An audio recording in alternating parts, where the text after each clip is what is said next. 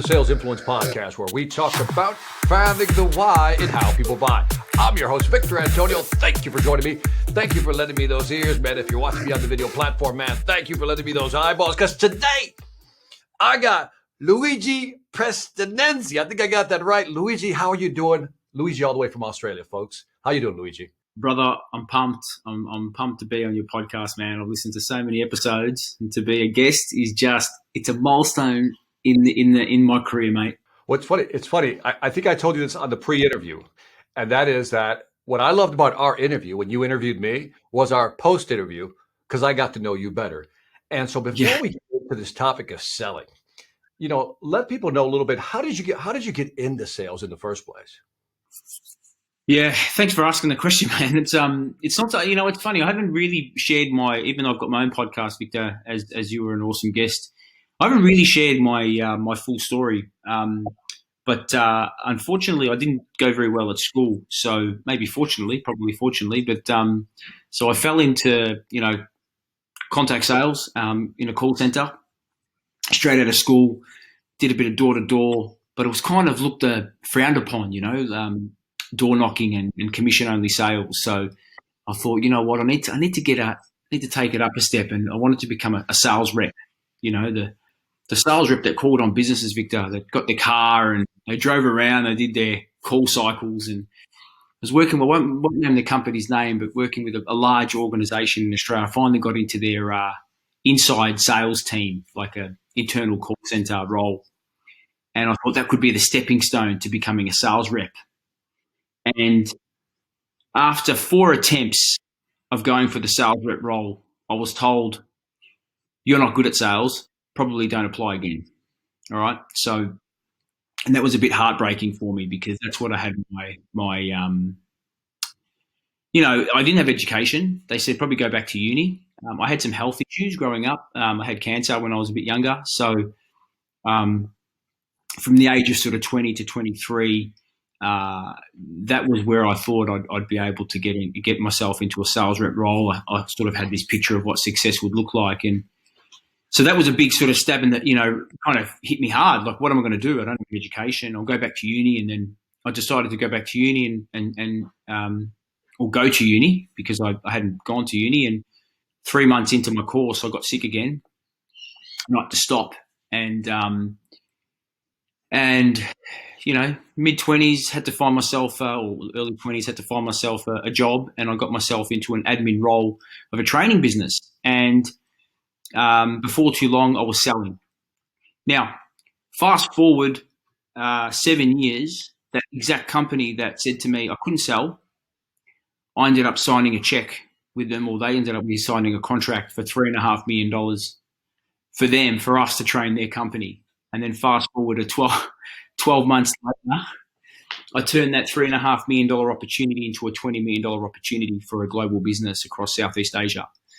And the exact people that said I couldn't sell, or that exact person that I couldn't sell, was still in that role, hadn't moved. And I had obviously changed quite a bit over that period of time. So fast forward again, my whole life has been in sales. And the best thing that ever happened to me was being told I couldn't sell. At the time, I didn't realize how important that feedback was, but it was a catalyst to create that internal driver for me to prove her wrong, which is probably the wrong thing to do, but it really created a desire and motivation for me to be the best I could be in the world of selling. But what was it? This is, when somebody tells you can't sell, says you can't sell. I mean, that's right there, like, but what, besides trying to prove to somebody else, what kept you going? I mean, most people would give up. I know there's somebody right now listening where somebody says, dude, you probably can't sell. I mean, but what kept you you know what I mean? What kept you in the game? What kept you going, moving forward? Yeah, it's funny. Like, I think I always had that nous, when I was at school, I was always hustling. And when I was selling door to door or selling on the phones, I was always good on the phones. There was something about the phones that I was really good at, 17, 18 years old on the phone, selling to, mums and dads, like we're selling B2C products, residential products and stuff. But I think what kept me going, I had a very strong why, Victor, right? I had a family. And for me, I had a point to prove, not with other people, but with myself. Yeah, and I had a very compelling reason to take action. No, I didn't mean to interrupt. I just Sorry, want mate. on the family piece. I'm curious. On the family piece, it's like, what do you mean that you had a family? You know, I mean, walk me through that. I mean, were you guys like super poor? Did you have kids? I mean, what was going on at the time? So my daughter just turned 18 last week, and so I was a young dad, mate. I was a dad at 20 years old, and it was, coming from an Italian household. Victor, you'd appreciate this. Is for me, supporting my family was massive. Like it wasn't it was a non-negotiable. And so having a child at such an early age, I needed to make sure I wanted to give him the best life that I could. So that was a major motivator for me to create a life, and so they could springboard off. Yeah. So had a child at 22, right? Correct. I want to make sure I heard that right. 20 years old. 20 Yeah. years old, and so that's I could feel the pressure from here, Matt. When did you find out that you had cancer, and how did you find out? So I was actually going for a job, and it was a medical, and I went to the docs, and the docs found a lump in my neck just here, and said to me, "You better go get that checked out." Now I didn't get it checked out. I was 19 years old. I'm like, what could it be, right? I'm I'm Iron Man, mate. Nothing could happen to me. Nothing could go wrong. And after a couple of months, I started getting tired, and actually that doctor rang me back. He said, "Have you got that thing checked out?" I said, "No, I haven't got it checked out." He's like, "Man, you got to go checked out." So I went to go get it checked out, and as it was, I had cancer. It was in my lymph nodes, and then it set off a chain of treatment for the next 12 months of chemo, radio, and a few other bits and pieces. And I probably didn't really appreciate. Again, that was another time I didn't appreciate at the time when I was told by Lorraine that I couldn't sell, and I didn't appreciate at the time when I was going through treatment how much of a powerful impact that was going to have on my life, right? Because when you're sick, when you can't do shit, when you're stuck, you want more, right? You don't want to be in that position, yeah. And even the basic it wasn't like I wanted money, Victor. It wasn't like I just wanted to be fit. I wanted to get out. I wanted to run. There was stuff I wanted to do that I couldn't do, that my body was preventing me from doing. And that sort of created a real desire and a burning desire within to just do more, just to get out there. And I'm going to superimpose what I think I'm hearing. Was that anger driving you though? Was that like anger? When you can't like do something, and then somebody tells you can't do something, you're like, you know what? Screw you. Is that the Italian gene somewhere back there going, all right, enough of this? Well, I mean, what was it? Yeah,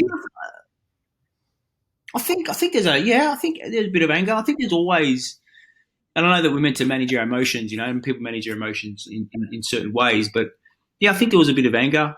I think at the time it was such a kind of, I wasn't really truly understanding exactly what was happening, and I think it took me a bit of time to really realize the full impact. And you look at the glass half full.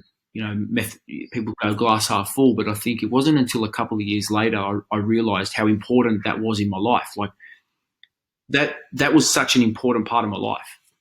And I wouldn't change it. If somebody said, "Would you go back and change it and not have it?" I'd say no, because it helped me be the person that I am today. Just like, the things that happen to us in life, Victor, like things that maybe could be perceived as a negative, there's actually a massive positive in it, right? It created that desire, it created that hunger. It gave me a thirst for knowledge. Like, because I struggled at school, I needed to read books. Jim Cathcart's Relationship Selling, one of the best books that I read when I was 17, 18 years old. Like it gave me that thirst for learning. I couldn't learn in school in the way that I needed to. I needed to find another way, right? And so again, I think that particular part of my life, when I look back, it's what's helped me become who I am today, right? when I ran marathons, because I decided to run marathons. When you're going through you're trying to break the wall at 38 Ks or, the 21 mile mark. You realize that these are the things that help you persevere through it, right? Yeah, man. So by the way, big shout out to Jim Cathcart, relationship selling. He's one of the, I call him one of the original sales gangsters. You know what I mean? Like when you look at like a Jim Rohn and Zig Ziglar, you got a Cathcart, Brian Tracy, Wayne Dyer, some of those madmen. You know what I mean? Like the original sales gangsters, I'll call them. So big shout out to Jim Cathcart, man. And so you decided to run. Why did you decide to run a marathon? So after all this, you want to run a marathon? Yeah, I mean, I wasn't fit. I wasn't. I wasn't healthy. Like, my body had gone through some pretty big trauma. You took steroids. I had to take steroids for 2 years. I was not healthy, physically, mentally, and I needed to get myself in. When I looked at my order of priorities, I said, yeah, and being a dad was number one, but it actually wasn't number one, because how could I be a dad if my body and my mind wasn't able to be there for my kids? So what was number one? My number one was health. How to be healthy? Then I wanted to exercise. I needed to eat healthy. And then as it turned out, I wanted to challenge myself. I wanted to challenge 5Ks, 10Ks, 15Ks, 20Ks, 30Ks. And before too long, I found a real good network of runners that they were all pushing themselves. This is what I mean. Like, the thing that I love about selling, right? And this is what I love about what we do, Victor, is if your network, the people that you surround yourself with, will elevate you. I don't want to be number one at a team of one, right? I want to be in a team of incredibly high performers that are going to keep pushing me up, right?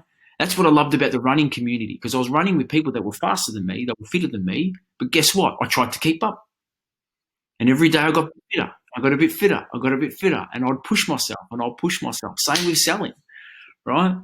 That's where you started transactional sales, 10 grand sales, 50 grand sales, 100 grand sales, $1 million sales. Like, I just wanted to keep getting better. And then I created myself a little mastermind of sales pros from different industries. It was the best thing that I did, in my mid-20s. I had a guy from SAP, incredible. He was the number one globally.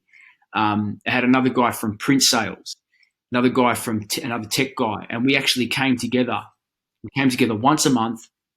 And we just shared ideas. We mapped opportunities. We spoke about contacts. It was like LinkedIn networking, right? But before it happened, we were doing it in a room, and it was awesome. And they were pushing me to be better, right? And helping me challenge my thinking. And I think that's what I love about the running. That's what I love about fitness. It's about pushing yourself. And again, that's what I love about sales, is no matter what happens today, I have an opportunity to do it again.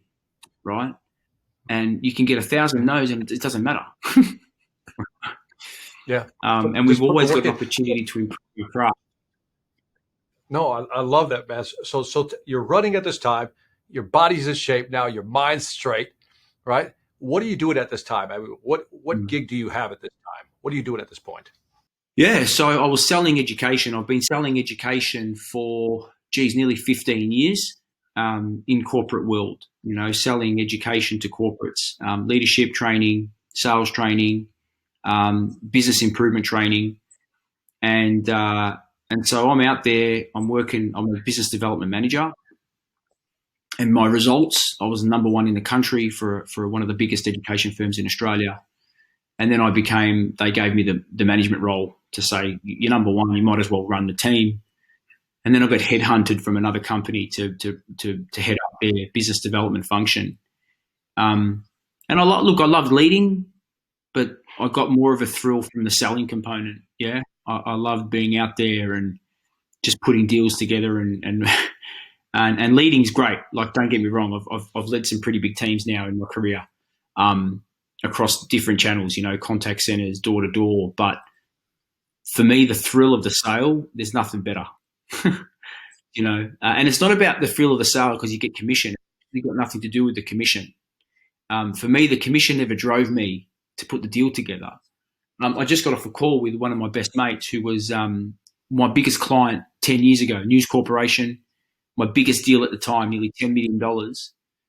We've become best mates, and he's the executive director. We've ran a marathon together. We've traveled together. That's why I love what we do, because we don't make a sale. We create a customer, right? Every time. The mindset. When you look. Yeah. No. By the way, perfect on the transition. So tell me what you see out there. I see, right now there's somebody struggling with their sales, Luigi. I know there's somebody listening right now. They're struggling with their sales. What would be your plan if you had to coach this person and said, look, all right, here's what you need to do. And I know I'm giving you a broad question here. You can go anywhere you want with this question. But what do you say to people who are struggling in selling, who just started in selling and are just trying to get going? What if you had a one-on-one with them, what would that conversation sound like? First and foremost is let's forget about the results. The results are irrelevant, right? The results is an outcome of the actions that we take. The actions are, is good old Jim Rohn. The actions are a result of the thoughts that we have in the head, in our head. The thoughts come from the attitude and our mindset. And I'll go back to the attitude and mindset. And a lot of the times I find that sometimes people are struggling because their reason for what they do, why they're in sales, isn't clear. They're in sales for making money. And I know people say, yeah, but that's what it's all about. And I remember you at Outbound, you're like, who's here? I remember that first thing you said, who wants to make money? And, who's here not to make money, And but I think fundamentally, if you go in focused on making money, you're focusing on your own need. I think first and foremost, you've got to be thinking about, well, what is the mindset that I need to take into this role? First and foremost. Once I understand my mindset, what are the metrics that I need to measure to actually achieve the outcome I'm looking for? Because the outcome is a result of the hard work that we put in. And again, usually when I do that coaching session with a team or individuals, and I do this with teams all the time, it's they haven't got those measurements of success. They haven't got that. It's not clear. And when it's not clear, then you're having roller coaster results. And again, we go back. What is the mindset of a sales professional foremost? And then what are the metrics for success? Yeah, I love what you said, because, too often you hear people, what's your why? But I really think there has to be this something like, why am I doing this? Right? And Absolutely. there's the internal reason is I'm doing it obviously for me to benefit me somehow. But more importantly, when I sell something, to a client, I'm trying to help them. I'm trying to help you. And I love what you said, don't focus on the results, focus on the activities. Those are your metrics that you're talking about. So if you put the activities together and you slam them together, the rest will take care of itself. Does that resonate? Absolutely. I say, I've got a very simple methodology, right? Well, no, maybe not methodology, but it's a very simple process. Image, pipeline, sales.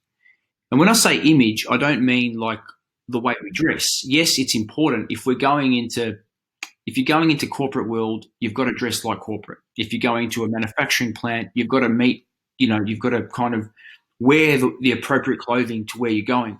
But when I mean by image, it's how are we starting the day? What message are we putting in our mind? How are we preparing for success? That's the foundation of what we do. Next thing, pipeline. Like, how am I actually creating a pipeline that's going to enable me to have a sustainable career, right? Then the sale comes. I say magic. If you get the first two, magic happens, right? Instead of focusing on the result. I love you. I love that. I've never thought about the self-image, like focusing on the self-image. Can you expand on that a little bit? Absolutely. I can't remember who says it, but your brand is not what you say; it's what people say when you're not around, right? And I could say that. How do I want my prospects and customers to talk about the experience they had with me? Now, I asked them. I just had a client recently. I asked him, why, what made you buy from us, or what part of the sales process stood out for you? You've got to ask them these questions: why they buy, why they don't buy, because there's incredible insight that you can get. And that image, I want to show them that I'm following a process. There's nothing wrong with that. I want to show them that I have a really clear mindset when it comes to selling. I have a view on what great selling is. I love the fact that you ask people, why did you buy? And then you also ask them, if you didn't get the deal, why didn't you buy? It's such a simple strategy, but again, few people execute on that. And so I love the fact that you highlighted that, man. That's like I said, I really dig that. What do you think a lot of salespeople are doing wrong, Luigi, today? What do you think a lot of salespeople who are trying to connect, let's say in a B2B space, what do you think they're doing wrong? You know, I've put a lot of thought to this, right? And the reason why I put a lot of thought to this, Victor, and I think you've probably seen this as well, the tech space, the SaaS, the whole love affair with SDRs and BDRs and breaking down the sales process into segments and then allocating people key roles, right? And getting all the technology stacks going and Zoom info here. And basically what we've done, we've removed key functions of the role that we think, we want to automate that. But we actually forget that a salesperson's ability to go and build their own list, to be curious, to go and hunt, to go and look through reports and actually really try to think about who they're targeting, that's a skill that they need in order to be successful. And we think, we just give them Zoom info, we give them Sales Navigator, we give them all these tools to build their list so they can get their list and they can perform the function really quick. Hang on, we're missing the key learning that comes through this. Great sellers are curious. And it's like you try to, they join the dots and they look, this person worked here and he might be connected to there. And I might read the report. I used to read company reports.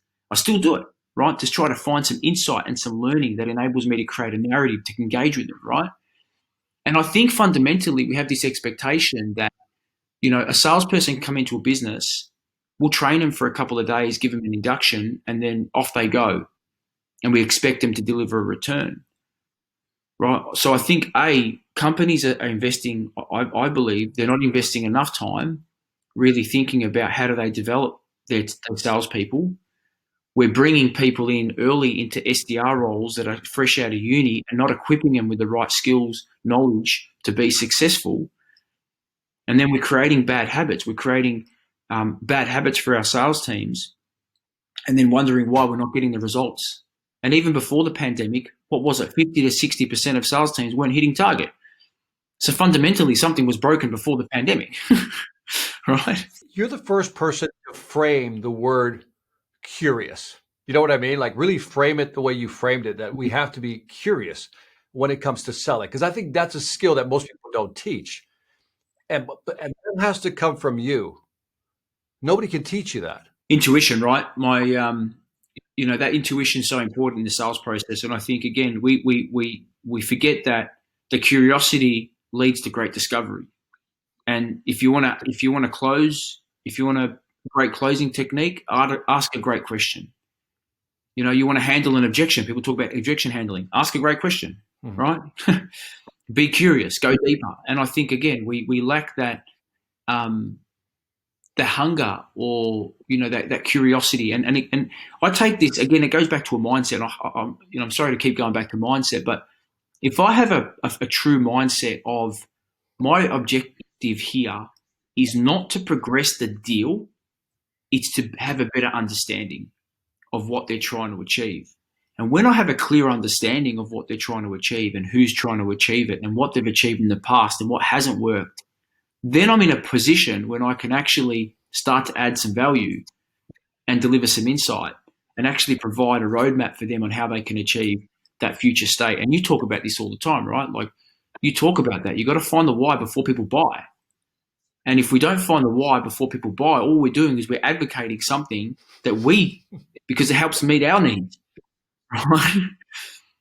And then we can't because then if we're focused on our needs, we're not focused on their needs. So I take it back a step. Like curiosity, I want to have a great discovery. I want to learn more. I want to know the impact of what that is.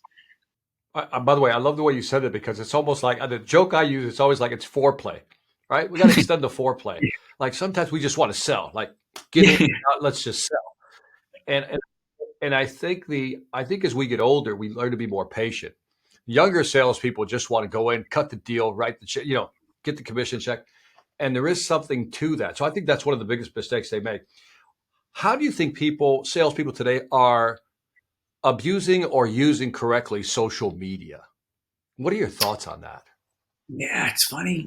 I think, and that term social selling, I know it's still branded, and I do believe, I just believe it's just another channel of selling, right? Like, and the sale doesn't occur on that channel. And some people might argue with me on that and say, well, yeah, I'm doing deals on social, and fantastic if you're doing deals on social. But I don't know, Victor, I think, in order to build a true relationship, we need to take it offline, right?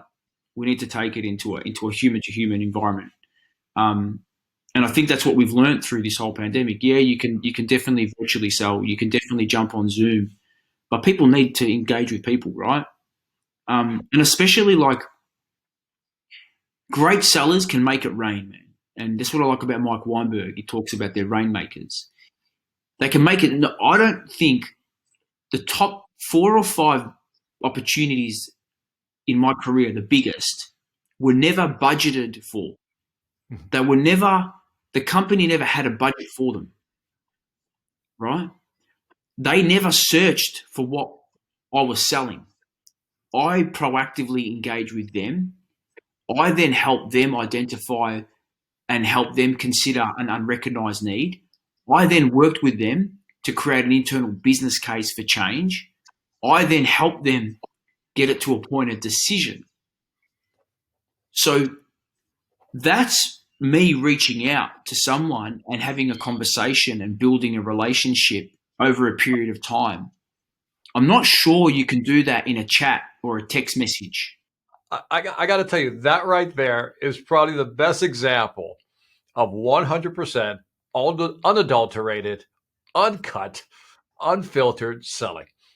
When you go in there and create a need, build a business case, and then help them find the money or help them want to create a budget for what you're selling, and then pull the trigger and execute. That right there is like 100% straight up unfiltered selling right there. Yeah, but think about it, right? Like if you're running a company and you go, I can just switch on a demand gen campaign, I can bring leads in, and then we can sell to them. That's not selling, right? Because you're creating, like, you've got people that are order takers. Now, yes, there's a premise to that. You've got to create a framework, and I do this all the time for companies spending serious coin on inbound that still get low conversions, right? So you need a proper cadence for that. But I want sellers. I want great sellers that are going to go out there and they're going to find the opportunities that aren't searching for what you've got, right? Because there is a ton of people out there, and I say it like, and it's not about going, well, you're going and selling unsolicited stuff. No, because if I know I can help a company improve their bottom line by achieving A, B, or C, and it helps them grow into a new market or it helps them expand their business, why wouldn't I want to go and talk to them about it? Why wouldn't I want to go and engage with that CEO and have a chat with him about it if I can help them, right? Well, I'm listening to you. I'm like really listening to you and loving this conversation, enjoying this conversation. And what comes across is like straight up conviction. We talk about being curious, right? Wanting to find out, but you have to have that conviction. Would you agree that there's got to be that, like, look, you need this. Let me help you. There's got to be that. Yeah, I mean, look, and you know what? You got to have conviction, right? And that's okay. You got to believe. If you don't believe, how the hell are other people going to believe in what you've got to offer? I said this, and an old mentor of mine used to tell me this. Like, the biggest objection you will never overcome is the objection that you haven't overcome. Like, you can't have your customers, you can't ask them to overcome an objection if you haven't overcome that objection yourself. So if you don't believe in the product and you're asking people to buy a product you don't believe in, and we deal with it. We probably see this all the time, Victor. I mean, I see it all the time. I see customers that are selling something. They don't believe in the product. They think it's too expensive. Well, if they think it's too expensive, yeah, how the hell is their prospect gonna go see value in the product that they've got? If you can't see value and you're selling it every day, the customers buy our products most of the time once or twice in their lifetime, right? They don't know how to buy our product. And that right there, we're going to wrap up here, Luigi, but that right there should be the topic of our next interview, which is how do we help buyers buy? Because I think that's where the market's going, right? How do we help buyers buy? And I love what you said earlier about, you highlight a need for a company, as you pointed out, and then you help them build a business case. That's helping them buy. And so let's do that in part 2 of our interview. We're going to do this again. There's part 2 coming, folks. And so anyway, Luigi, tell them a little, my fans here, a little bit about yourself, where they can find out more information. And I'm just telling you, look up Luigi. He's the real deal. It's a real deal. That's all I'm saying. Luigi, let them know where they can find you. So I have a podcast, the Sales IQ podcast. I'm pretty passionate about, and we're going to turn it on its head next year. I'm really excited about it. Plus, you can find me on LinkedIn. They're probably the 2 places that I'm most active. But LinkedIn and the podcast is where I'm trying to, help sellers be the best sales professionals they can be. And that is the Sales IQ podcast. Let me repeat that for the folks. Luigi Prestinenzi, the Sales IQ podcast. Look him up. By the way, the guests you've had, aside from me, the guests you've had on your podcast are like exceptional salespeople and business leaders. So again, Sales IQ, look up Luigi. And that is it for the Sales Influence podcast. Leave me some feedback on iTunes, Stitcher, YouTube, or wherever you find me. Also, check out Luigi. Check him out on LinkedIn. And also, again, the Sales IQ podcast. And after you do that, check out the Sales Velocity Academy, where I have 50 courses, over 500 videos to help you sell more faster. And on that note, this is Victor Antonio with my friend Luigi, always reminding you, selling ain't hard when you know how. Take care.